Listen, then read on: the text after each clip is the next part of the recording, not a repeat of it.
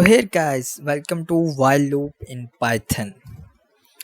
Loops are very important concept in any programming language. So you have to must pay a great kind of attention to that.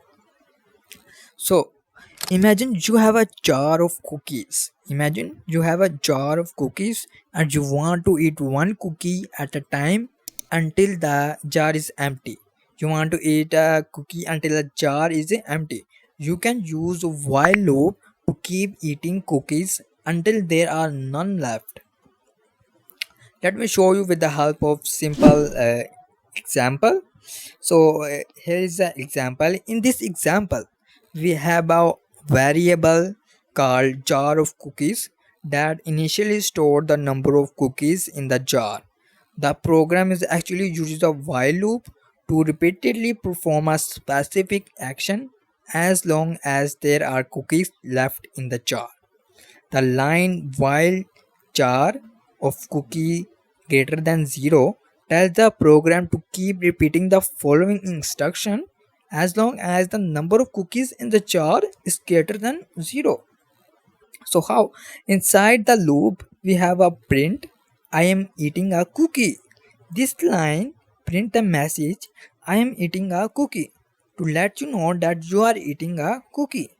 Have a jar of cookies minus equal 1, which means we subtract 1 from the variable jar of cookies after each loop iteration. This represents eating one cookie from the jar. The loop continue until the condition jar of cookies greater than 0 become false. So when it becomes false, in other words, the loop stop. The loop means stop when there are no more cookie left in the jar. So after the loop, we have print the jar is empty. Oh, no more cookies to eat. So this line prints the message that jar is empty, no more cookies to eat.